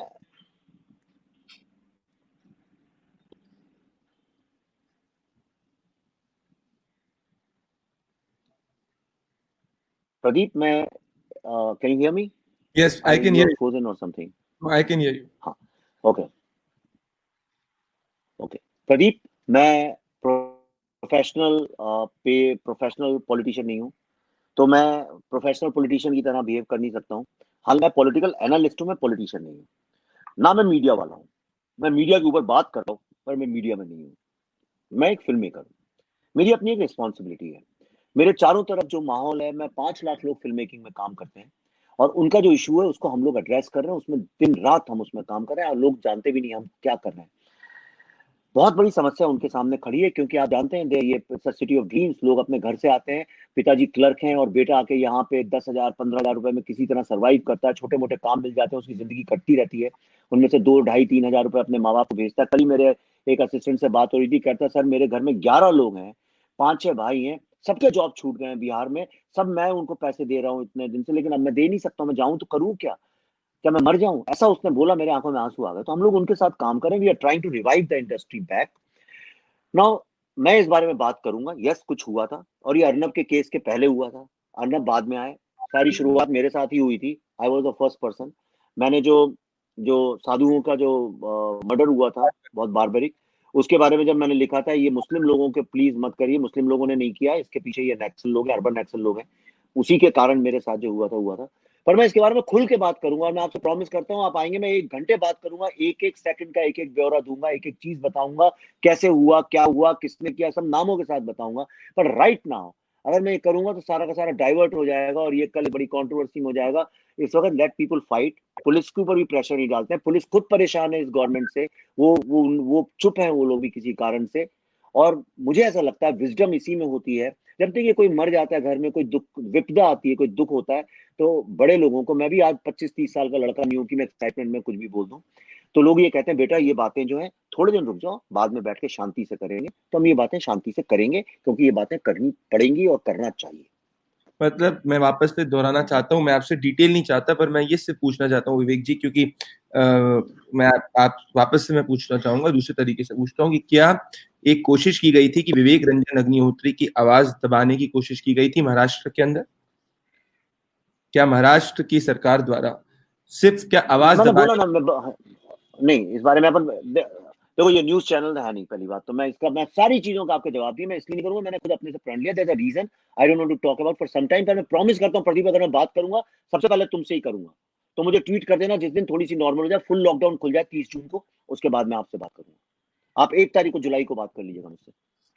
Ladies and gentlemen, Vivek Agnihotri has said, and I am now going towards the last part of my interview. And Vivek ji, as I promised you, this will be quite an uncomfortable part. And Vivek ji, you've spoken on everything which people wanted you to speak on, but there are certain things in which you have not spoken about, and these are the controversies which have happened. And this is to do with certain of your tweets. There was a tweet जो आपने करी थी 6 मई 2020 को, वो थी Tata nano पे, और उसके बाद आपको वो डिलीट करनी पड़ी थी, और उसके बाद आपने बहुत सारे लोगों को अनफॉलो कर दिया था विवेक जी। और इसमें से कई लोग जो आपके साथ खड़े होते थे वो भी आपके साथ खड़े नहीं हुए थे। और ये 6 मई 2020 की जो कंट्रोवर्सी हुई थी टाटा नैनो के, उस पर आपने जो ट्वीट किया था, फिर आपने डिलीट किया था, फिर आपके ही लोगों ने, सो कॉल्ड राइट विंग ने ही आपको इस पे क्रिटिसाइज किया था, और फिर आपने मेजॉरिटी पीपल को अनफॉलो कर दिया था। इसके बारे में आपको लगता है जो हुआ, जो पास्ट में हुआ, वो गलत था क्या? उस पर आप कुछ कहना चाहते हैं? आप यू फील आपने अनफॉलो क्यों किया लोगों को एकदम से, इतने झटके में इतने सारे लोगों को? ठीक है, तो मैं इसका ऑनेस्टली जवाब दे देता हूँ आपको, और शायद फर्स्ट एंड लास्ट टाइम में देना इसमें। I don't owe any explanation to anybody in this world. पहली बात तो ये दो चीजें कुछ कोइंसिडेंटली एक हो गई। मैं आपको उसका सिलसिला बताता हूँ। ये मैंने अपनी बुक में लिखा है, उस हजारों स्पीच में बोला हूँ। जो मुझे जानते हैं, हर आदमी इस बात को जानता है कि मैं कहाँ बिलोंग करता था। गोल्ड फिल्म मैंने अनुराग कश्यप ने लिखी है मेरे साथ, करेक्ट, राइट। मेरा उठना बैठना वही हंसल मेहता जो मुझे रिलीजन चेंज करने को बोल रहे थे। हम लोग एक फूडी बुजर्ट क्लब चलाते थे साथ में, और 24 घंटे हमारा आना जाना एक दूसरे के यहाँ था, एक साथ हम लोग रहते थे। मैं भी वही जो फ्राइडे सैटरडे को एक क्लब जो लगता है, एक मैं नाम नहीं लूंगा, बड़े विद्वान और बड़े अच्छे स्क्रिप्ट राइटर और विद्वान है, अवार्ड भी बड़े मिलते हैं, उनके घर में एक बिचिंग क्लब होता है जिसमें बैठ के, जहाँ पे ये सारे नए लड़के लड़कियों को मेंटोर किया जाता है, सोरा जैसे लोगों को। वहां पे मैं भी उसी का पार्ट हुआ करता था, राइट। एक कल्चर होता है हर इंडस्ट्री का, तो उस कल्चर के हिसाब से बातचीत चलती थी आपस में, डायरेक्टर्स के और राइटर्स के, उसमें जोक्स चलते थे। दूसरी चीज, जो ये नए लड़के आए हैं, जो लोग अभी देवर feeling proud to unfollow Vivek Agnihotri, इन लोगों को मैं थोड़ा एजुकेट करूँ। ये लोग शायद जानते नहीं है कि आप भी तो पान की दुकान में तरह तरह की बातें करते हैं खड़े होकर अपने दोस्तों के साथ। जब ट्विटर शुरू हुआ था, it was such a new thing. ये 2008 से लेकर 2013 तक की बात है। तब क्या होता था कि रोज शाम को लेट इवनिंग, आप किसी से भी पूछ लीजिए, कुछ एक सब्जेक्ट को पकड़ के उस पर जोक्स चालू होते थे, और लोग तरह तरह के जोक्स डालते थे और किसी भी लिमिट तक जाते थे। Because at that time the thought leaders of Twitter were primarily comedians, and Gabbar Singh and Ramesh Srivats और ये वो तन्मय भट्ट, और ये पूरा का पूरा ऐसे ही लोगों के साथ था। And everybody used to feel good participating in that. Neel Nitin Mukesh के नाम से चालू हो गया रात को, तो उसके ऊपर जोक्स चलते रहे। इतने हजारों जोक्स चलते थे, लोग हंसते थे उनके ऊपर। एक बॉलीवुड गांडू करके एक बंदा था, वो कुछ चालू कर देता था, thousands of people started used to do that. Twitter was about music. आधे से अधिक लोग जो अभी राइट विंग के लोग हैं, मैं उनको बोलता हूँ, मैं उनको डायरेक्ट मैसेज करता हूँ, उनसे कहता हूँ, यार पहले आप इतना म्यूजिक की बात करते थे, पंचमदा की बात करते थे, प्रेमचंद की करते थे, शरद चंद्र चट्टोपाध्याय की करते थे, तो शाम को बदमाशी भी करते थे लड़कों की तरह से। तो हम लोग क्यों नहीं करते? वो अब कहाँ गए? वो म्यूजिक, वो आर्ट और लिटरेचर, वो सब चीजें कहाँ गई? क्यों सब वो पंचम दा के हम फैंस थे, कहाँ चले गए पंचम दा? आज कोई उनका एक गाना तक नहीं डालता, लोगों को पता भी नहीं रहता कब जिए कब मरे वो। मैं ही अकेला हूँ जो डालता रहता हूँ, पंचम दा की बात करता रहता हूँ, सचिन दा की बात करता रहता हूँ, कुछ ना कुछ मैं लिटरेचर, कभी पोइट्री डालता हूँ। तो वो उस वक्त का माहौल था। जब नैनो आई थी, तो नैनो को लेकर हजारों जोक्स चलते थे, और वो मेरा नहीं था, वो किसी का पोस्टर था, मैंने उसको बस डाला ही था। 2012 या 13 की बात है, जब भी नैनो लॉन्च हुई थी। और सिर्फ यही नहीं था, उस वक्त तो ममता बनर्जी को लेकर ऐसे गंदे गंदे जोक्स चल रहे थे। आप तो, बाकी लोग अभी उनके नहीं आए ट्वीट्स, तो किसी को पता नहीं है। आप नैनो डालिए और बाकी सब जितने थॉट लीडर्स हैं, सब लोगों के, इन्फ्लुएंसर्स के निकाल लीजिए आप। वो एक वक्त था। उसके बाद जब मैं थोड़ा सा पब्लिक लाइफ में आया, तब मुझे कोई जानता नहीं था। मेरे फॉलोअर्स भी तो 60 70 80 100 थे यार। वो फिल्म इंडस्ट्री के 10 20 लोग थे आपस में। I realise that I am responsible, then I stop talking about these things in public. मैं भी तो गाली देता हूँ, ऐसा थोड़ी कि कौन नहीं देता है। आप नाम लीजिए उस आदमी का जिसको आप भगवान समझते हैं, गाली नहीं देता हूँ।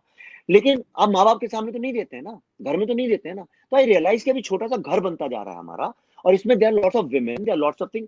Since then I never did that. और उसमें क्या बुरी बात है? अगर मैं, जैसे पहले नॉन वेजिटेरियन था, मैं अमेरिका में रहता था, और मैं मेरे घर में प्याज लहसुन किसी ने नहीं खाया, मैं बीफ खाता था, हाँ, तो कौन सी ऐसी बड़ी बात हो गई? लेकिन फिर मेरे को हेल्थ रीजन से लगा कि आई शुड बिकम वेजिटेरियन। आज मैं प्योर वेजिटेरियन हूँ। तो क्या इसका मतलब क्या आप मुझे मार डालेंगे? तो ये तो बहुत सुपरफिशियल, ये सवाल पूछने भी नहीं चाहिए, क्योंकि कौन लोग हैं जिनने अनफॉलो किया? कौन है वो लोग? आपने तो नहीं किया। तो नहीं, आपने बहुत एक लोगों को ये, अनफॉलो, मैं आपने बहुत बताता हूँ सारे। क्यों। हाँ, तो I am coming to this, I am just coming to this.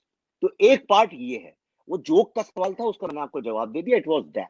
और अगर किसी को मैंने हर्ट किया, तो मैंने सब लोगों से बोला, यार आई एम सॉरी, उस जमाने की बात थी। अब मैं 17 साल की उम्र में क्या करता था, तो अब उसको लेके थोड़ी आप मेरे चरित्र का वो कर सकते हैं। I am evolving person, I am growing, I am like a river, not like a pond की वही सड़ा पानी बंधा हुआ है।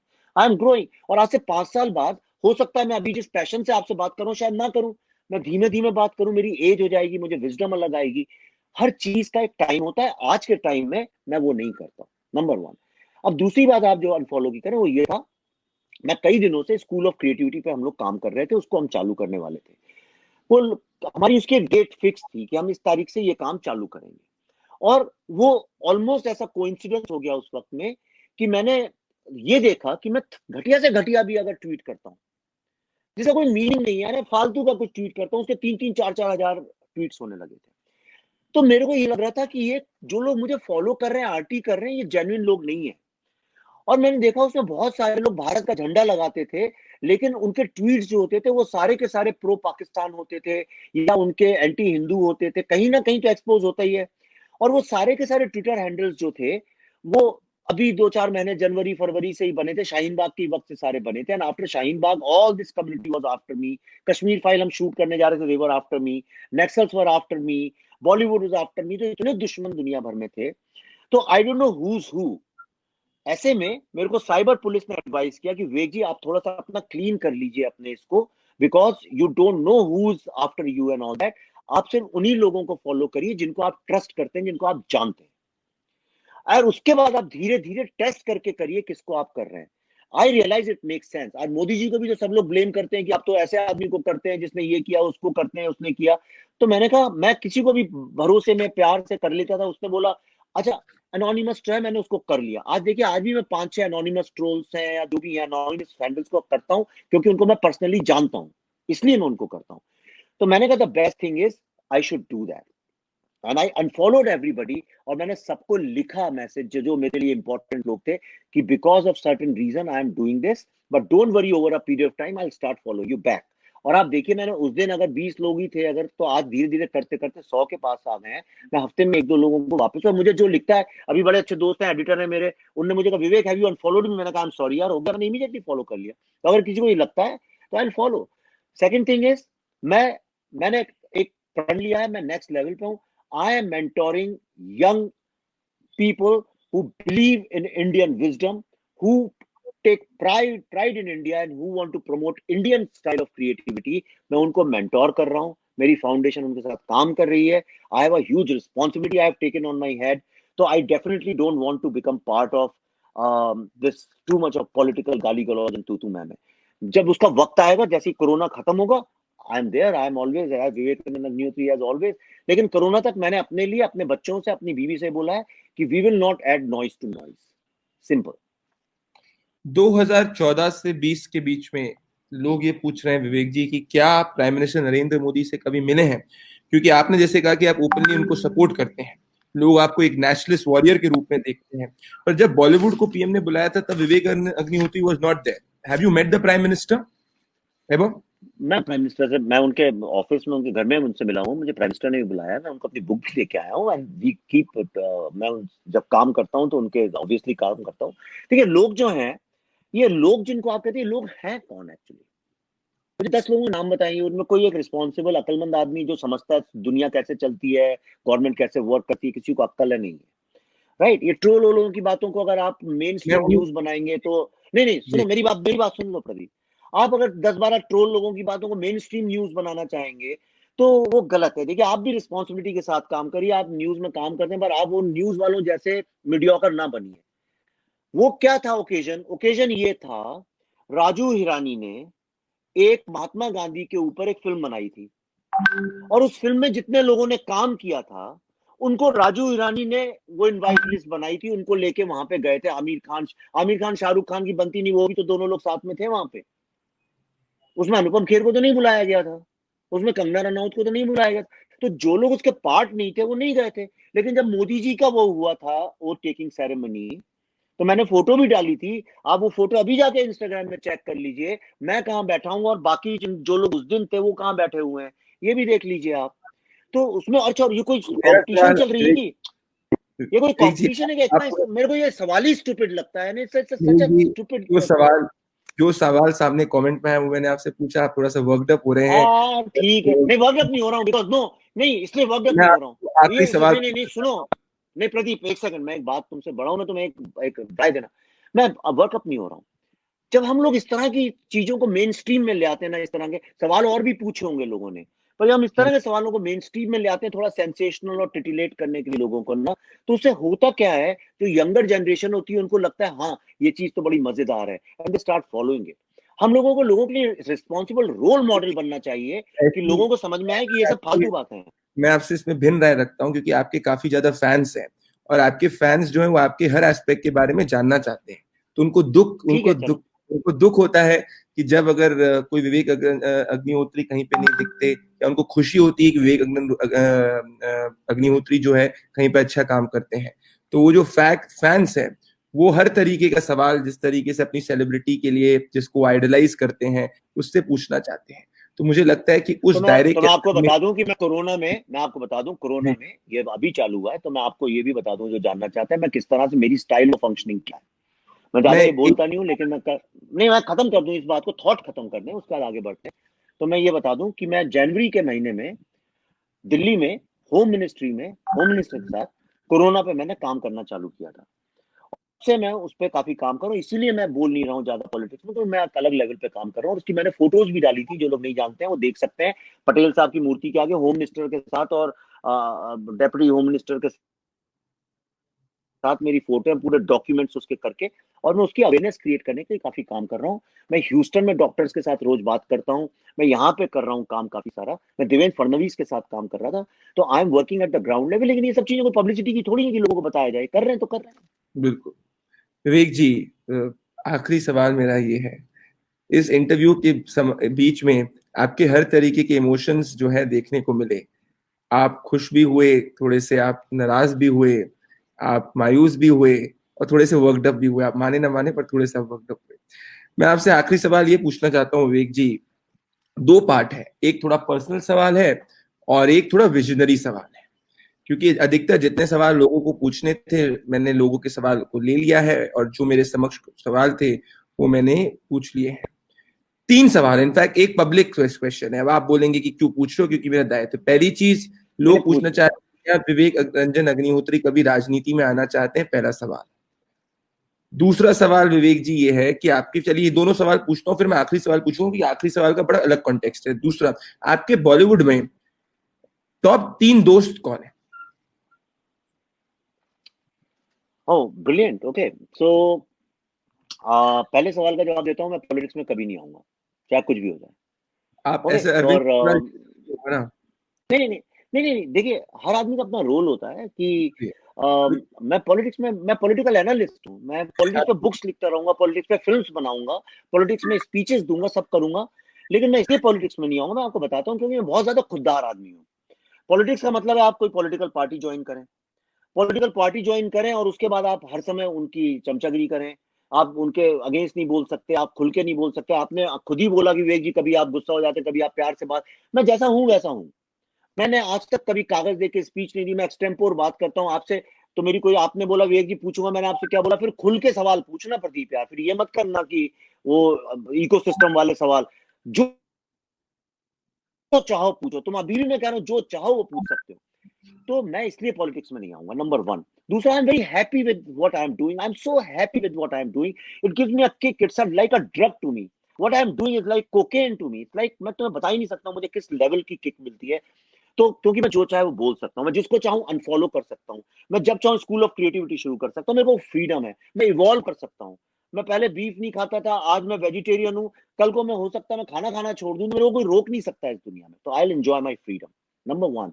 Second thing is, and I enjoy more power making political film. तो आई फील जो पावर, जो ईगो चाहिए होता है आपको, बस ईमानदारी से कह रहा हूं, जो पावर चाहिए, I feel more power making these films, because today I know, मेरी बुक आ रही है हु किल्ड शास्त्री, जिसमें 1962 का वॉर हम क्यों हारे थे, वहां से लेकर 1975 की इमरजेंसी तक की पॉलिटिकल एनालिसिस है। तो आई फील वेरी पावरफुल कि I know more than all these people जो पॉलिटिक्स में है। आज कोई भी पॉलिटिकल जो लीडर है जिसकी आप इज्जत करते हैं, मेरे सामने बैठे, मैं उसको 1962 से लेकर 1975 तक का सब बता सकता हूँ। तो I feel good about it, number one.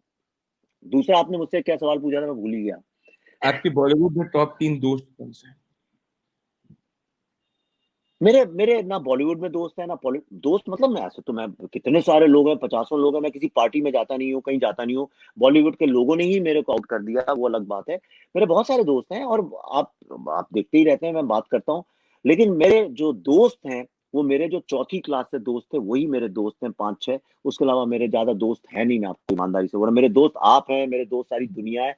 I mean public life, तो पब्लिक लाइफ में जो लोग होते हैं उनके लिए बहुत ज्यादा इंटीमेट रिलेशनशिप बनाना बड़ा मुश्किल हो जाता है। तो मेरे चौथी क्लास के दोस्त हैं और मेरे बड़े जिगरी दोस्त हैं। वरना बॉलीवुड में मेरे प्रसून से मेरी बड़ी अच्छी दोस्ती है, विद्या से मेरी बड़ी अच्छी, बलान से है मेरी, अनुराग वो सॉरी अनुपम खेर से बड़ी अच्छी दोस्ती है। तो इस तरह से बहुत सारे मेरे दोस्त हैं। रेणुका जी वो हमारी बड़ी अच्छी दोस्त हैं। के मेनन मेरा बड़ा अच्छा दोस्त है। मनोज वाजपेयी मेरा बड़ा अच्छा दोस्त है। तो ये हमारे दोस्त हैं बहुत सारे अच्छे, ऐसा नहीं है। और भी बहुत सारे लोग हैं जिन्हें आप दुश्मन समझते हैं, उनसे भी दोस्ती है। लेकिन अब धीरे धीरे पॉलिटिकल इतना डिवाइड होता जा रहा है इस दुनिया में कि लोगों ने अब बुलाना और एंटरटेन करना बंद कर दिया है। विवेक जी, लोग कह रहे हैं कि they want you to make a biopic on Veer Savarkar. My last question Vivek ji, you've achieved so much in life.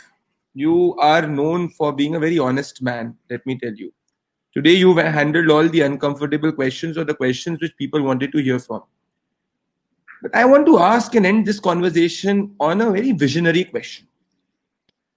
Let's imagine 10 years down the line. How do you see India going forward? How do you envision India? How do you visualize Bharat? My worry, Vivek ji, and my angst, और मेरे को जो मायूसी इस बात की कि हम इस देश की एजुकेशन को रट्टू तोता एजुकेशन के अलावा कुछ नहीं कर पाए, और 6 सालों में भी हमने इस देश को, इस देश की सभ्यता, इस देश की स्ट्रेंथ के बारे में इस बच्चे को नहीं बताया। आज एक दुर्भाग्यपूर्ण बात है कि 50-60 साल के बाद भी आप देखिए कि हमारे पास 100 बेड्स एक डिस्ट्रिक्ट में अरेंजमेंट की फैसिलिटी नहीं है। 60 years after that, 60-65 these are things which worry me. But I want to end this on a hopeful tone, and I want to end this on a visionary tone. So how do you look at Bharat 10 years down the line? How do you look at India 10 years down the line? Where do you see India? देखिए, भारत आज की तारीख में बड़ी एक difficult situation पे खड़ा हुआ है। एक तरफ हमारे आगे बहुत बड़ी अपॉर्चुनिटी है और दूसरी तरफ हमारे सामने बहुत बड़ी थ्रेट है, और इसकी एनालिसिस हर आदमी को करनी चाहिए। भारत में सबसे ज्यादा यूथ है और भारत में ही सबसे ज्यादा अनएम्प्लॉयड यूथ है। भारत का जो यूथ है वो एक्सट्रीमली क्रिएटिव है। और क्रिएटिव इसलिए है, आप इंदौर से, मैं भोपाल से हूं, हम सब जानते हैं कि जब आप बहुत हार्डशिप होती है, बहुत स्ट्रगल होती है लाइफ में, तो आपकी जो क्रिएटिव इंद्रियां, जो क्रिएटिव फैकल्टी है माइंड की, वो एकदम से शार्प हो जाती है। अब आप उसके साथ क्या करते हैं ये बहुत इंपॉर्टेंट है। हिमालय से नदियां बहुत निकलती हैं, लेकिन वही पानी जो है गंदा नाले वाले बन के वेस्ट हो सकता है, या आप उसको स्ट्रीमलाइन करके, इरिगेट करके लोगों तक पानी पहुंचा सकते हैं। बंबई में पानी की कमी नहीं है, लेकिन वो बम्बों से, नलों से इतना बहता रहता है फट के सब जगह से कि इतना वेस्टेज है वाटर का। ट्रक टैंकर चलते हैं, सारा पानी वेस्ट होता रहता है। तो वो आप एक अपॉर्चुनिटी को थ्रेट में कन्वर्ट करते हैं। भारत का जो यूथ है, इसी के साथ भारत का फ्यूचर है और कोई उम्मीद नहीं है इसके अलावा। अब ये जो यूथ है, अगर आप इसकी क्रिएटिविटी को चैनलाइज कर लें और आप इंडिया को वर्ल्ड का आइडिया एंड इनोवेशन हब अगर बना दें, उस पर सारा फोकस करें, तो इंडिया विश्व गुरु, सुपर पावर सब बन सकता है। लेकिन अगर आप सिर्फ इंजीनियर, डॉक्टर्स पैदा करते रहेंगे Google, Microsoft, America, silicon valley के लिए, तो भारत का ईश्वर मालिक है। सब मेरी सारी जो लड़ाई है, क्यों मैं स्कूल ऑफ क्रिएटिविटी कर रहा हूं, उसके पीछे रीजन ये है कि अगर मैं 100 लोगों को भी सक्सेसफुल बना सकूं अपनी क्रिएटिविटी को यूज करके, और हम लोग जो है सिर्फ मिडिल क्लास डिसएडवांटेज लड़के लड़कियों के साथ काम करते हैं, हम लोग जो ऑलरेडी बड़े घरों से आते हैं उनके साथ काम नहीं करते हैं।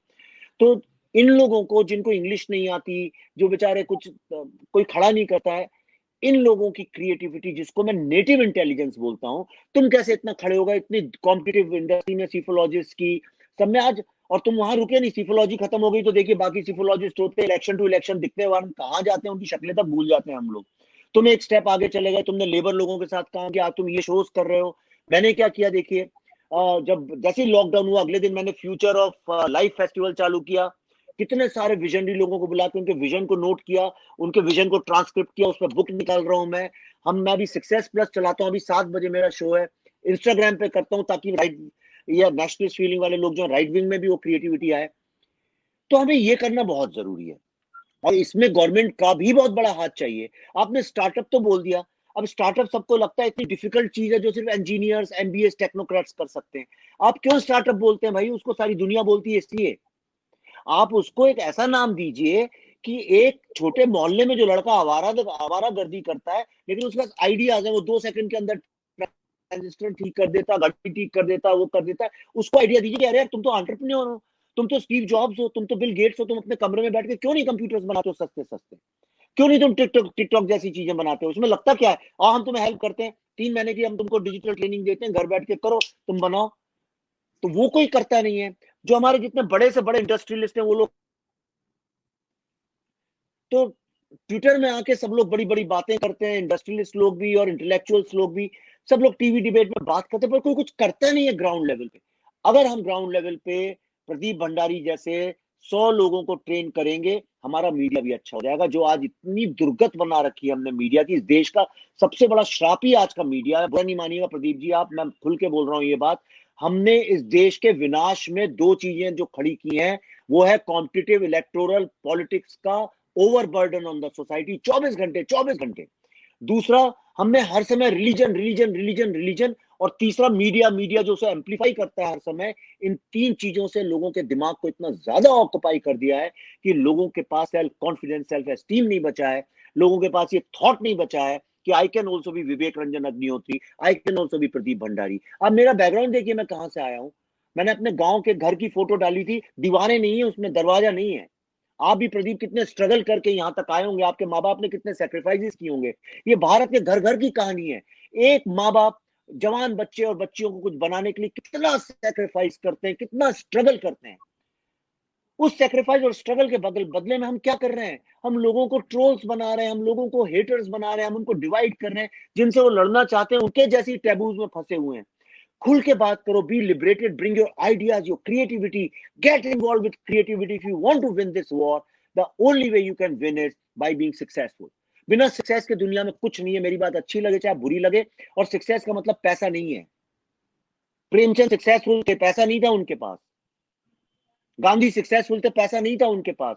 प्रदीप, पैसा नहीं है तुम्हारे पास, तुम भी जानते हो पैसा नहीं है मेरे पास। ये 50-30 साल काम करने के बाद छोटे मोटा एक ऑफिस, एक रूम का और घर हो जाना, उसे सक्सेस और पैसा नहीं बोलते हैं। पर जिन लोग के पास पैसा है, जो कुछ कर सकते हैं, वो कुछ करते नहीं है। तो इसलिए तुम्हारे और हमारे जैसे बहुत सारे लोगों को खड़े होने की जरूरत है, और लोगों को फेल होने की जरूरत है। कोशिश करो, ये नहीं हो आगे बढ़ो। तुमने सीफोलॉजी की, घर में तो नहीं बैठे हो, आगे बढ़ गए। मैंने अर्बन नक्सल लिखी, मैं चुप थोड़ी बैठ गया, मैं कश्मीर पे आ गया। मैं स्कूल ऑफ क्रिएटिविटी चला रहा हूँ, मैं सक्सेस प्लस चला रहा हूँ। फेल हो जाएगा, कुछ और करूंगा। अभी मैं एक बुक लिख रहा हूं, वहां पर्ड्यू के जो टॉप प्रोफेसर हैं उनके साथ मिलके, Durga Saptashati and cyber war. Cyber war जो है दुनिया में इंडिया के अगेंस्ट जो चल रहा है, जिसको मैं कल्चरल जेनोसाइड बोलता हूं, वो जो चल रहा है, उसमें आप कैसे दुर्गा सप्तशती को यूज करके कैसे उससे जीत सकते हैं। Brilliant book we are writing, both of us. Amazing book we are writing.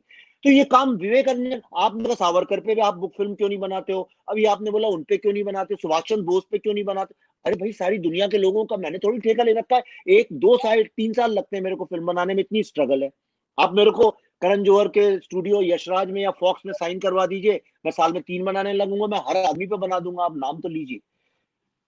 तो आप, मैं आपसे पैसे मांगू तो कोई पैसा देने को तैयार नहीं है, कोई फंड करने को तैयार नहीं है। ऐसे तो राइटिस्ट नेशनलिस्ट लोग राज्यसभा लोकसभा में राइट विंग और नेशनलिज्म के नाम पे घुसे हुए, बड़े बड़े इंडस्ट्रियलिस्ट अरबों रुपए लेके, पर कोई चार आने ना आपको देने को तैयार है ना मुझे देने को तैयार है।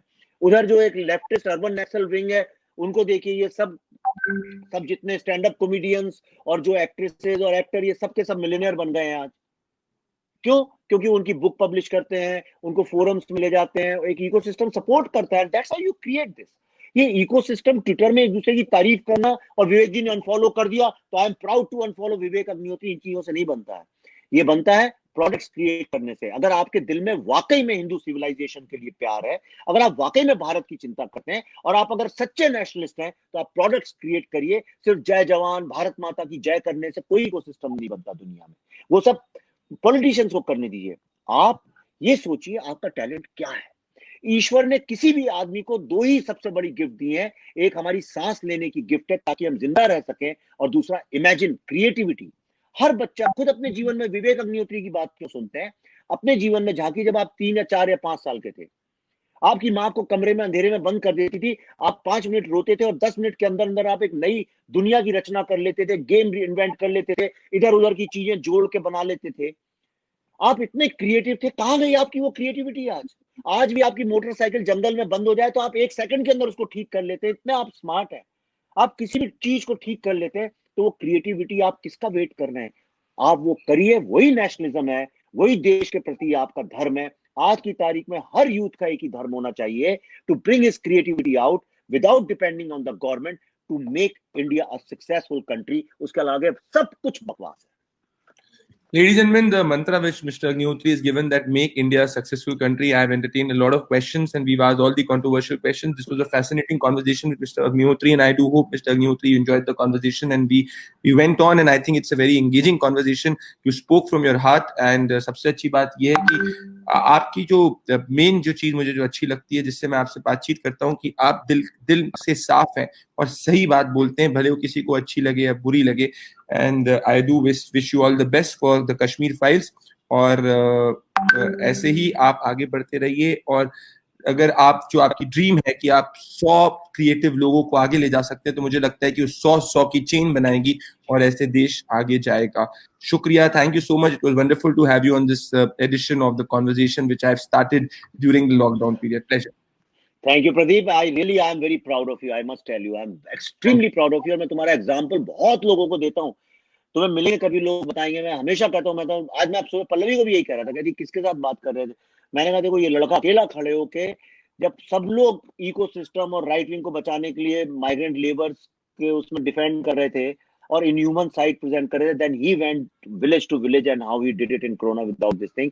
तो I am very proud of you, keep doing this, but साथ में अपने नीचे वालों को भी आगे लाते रहो, क्योंकि you should create the second next level of that is the objective, and that is what my main focus is, Vivek ji, and you'll see that in the coming 1 or 2 years. Pleasure. Thank you. Thank you.